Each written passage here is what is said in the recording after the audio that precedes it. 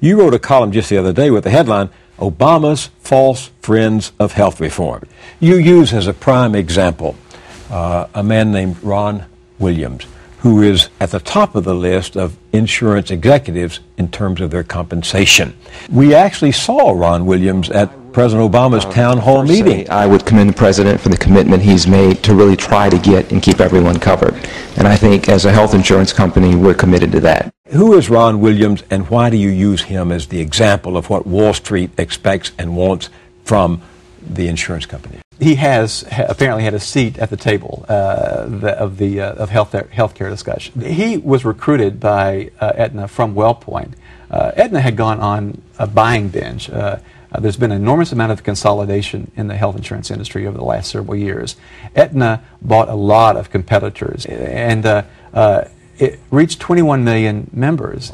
And but what it realized and what investors began to see is that a lot of the businesses that it had bought were not all that profitable.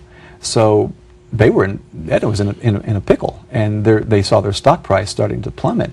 So they brought, among the things they did was bring Ron Williams in, and Williams, among the first thing he did was order a revamp of the IT system, so that the information technology exactly, so that the company could determine more about which accounts were not profitable or marginally profitable. So with that new system, he was able, and the other executives, to identify the accounts that they wanted to get rid of. And over the course of a very few years, they shed 8 million members. 8 million policyholders. 8 million people, men, women, and children, yes. Now, some of them were shed by intention. Some, I'm sure, probably walked because or left for whatever other reason, but they intentionally had this program to purge these accounts. And 8 million fewer people were enrolled in Aetna's plans. Many of them undoubtedly joined the ranks of the uninsured because their employers had been purged. So what happened to Aetna's stock? Went up. And so did Ron's compensation, right? Ron's compensation and his stock on Wall Street. And so I think in the context of thinking about a government plan, what we say is, let's identify the problem we're trying to solve. Let's work collaboratively with physicians, hospitals, and other healthcare professionals, and make certain that we solve the problem as opposed to introduce a new competitor who has the rule-making ability that government would have. You know, there's an irony because you hear the companies and their trade groups talking about how we don't want a public option that would put a bureaucrat between a patient and his doctor. But you've just described a situation in which a CEO is actually between a doctor and the patient. It's true. And that same thing happened in the Netherlands Sarkeesian case. You had a corporate bureaucrat making a decision on coverage. So they are trying to make you worry and fear a government bureaucrat being between you and your doctor. What you have now is a corporate bureaucrat between you and your doctor. Whose motive is profit. Whose motive understandably, is profit. Naturally, is profit. Right. But companies, any company is in business to make a profit, right?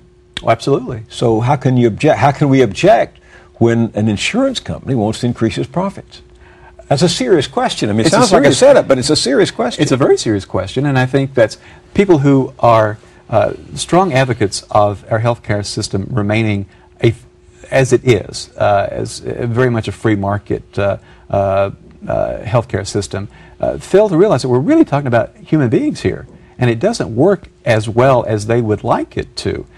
Yeah, there's nothing wrong, and I'm a capitalist as well. I think it's a wonderful thing that companies can make a profit, but when you do it in such a way that you are creating a situation in which these companies are adding to the number of people who are uninsured and creating a problem of the underinsured, then that's when we have a problem with it, at least I do. This is the key question for me. Can health reform that includes a public plan actually rid our system of the financial incentive on the part of the insurance industry to provide less for more? It will help. It would help. Would it rid it? No, I don't think it would, because of the for-profit structure that is now dominant in this country. But the public plan would do a lot to keep them honest, because it would have to offer a standard benefit plan. It would have to operate more efficiently, as does the Medicare program. it would be structured, I'm certain, on a level playing field so that it wouldn't be unfair advantage to the private insurance companies. But because it could be administered more efficiently, then the private insurers would have to operate more efficiently, and that 20 cents in that medical loss ratio we talked about earlier might get narrower, and they don't want that. As this debate unfolds in the next month into the fall, what should we be watching for? Tell us as an insider what to look for that is more than meets the eye. Well, what happens is they will continue this charm offensive until there's actual legislative language. And what that means, of course, is that right now you're not really seeing the bills before the House and the Senate that will actually be voted on. When we see the actual legislation, when there's something before Congress, and it will happen presumably within the next few weeks, you'll start seeing a lot more criticism of it. And the special interests will be attacking this or that. The AMA will be upset about something. The pharmaceutical industry will be upset about something. The insurance industry will not like this or that.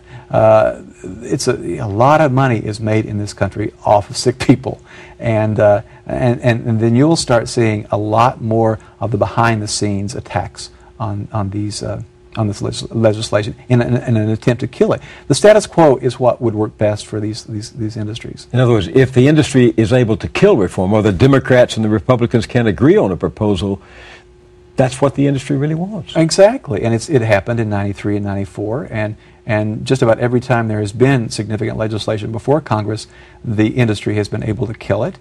Yeah, the status quo works for them. They don't like to have any regulation forced on them or laws forced on them. They don't want to have any competition from the federal government or any additional regulation from the federal government. They say they will accept it, but the behavior is that they will not, they'll not do anything after, say this plan fails, say nothing happens. They're saying now what they did in '93, '94. We think pre-existing conditions is a bad thing, for example. Let's watch and see if they really take the initiative to do anything constructive. I bet you won't see it. They didn't then. Well, on the basis of the past performance and on the basis of your own experience in the industry, can we believe them when they say they will do these things voluntarily? I don't think you can. I think that they implement things that make them more efficient and that enhance shareholder value. And if what they do contributes to that, maybe so. But they do say they are in favor of an individual mandate. They want us all to be insured. For the government to require every one of us to have some policy. Exactly, and that sounds great. And it is an important thing that everyone be enrolled in some kind of a benefit plan. They don't want a public plan. They want all the uninsured to have to be enrolled in a private insurance plan. They see those 50 million people as potentially 50 million new customers. So they're in favor of that. They see this as a way to essentially lock them into the system and ensure their profitability in the future. The strategy is as it was in 1993 and 94 to conduct this charm offensive on the surface, but behind the scenes to use front groups and third-party advocates and ideological allies and those on Capitol Hill who are aligned with him philosophically to do the dirty work, to demean and scare people about a government-run plan, trying to make people not even remember that their Medicare program is a government-run plan that is operated a lot more efficiently. And also the people who are enrolled in our Medicare plan like it better. The satisfaction ratings are higher in our Medicare program, a government-run program, than in private insurance. But they don't want you to remember that or to know that, and they want to scare you into thinking that through the anecdotes they tell you that any government-run system, particularly those in Canada and UK and France, that the people are very unhappy and that these people will have to wait in long lines to get care or wait a long time to get care. I'd like to take them down to Wise County. I'd like the president to come down to Wise County and see some real lines of Americans standing in line to get their care.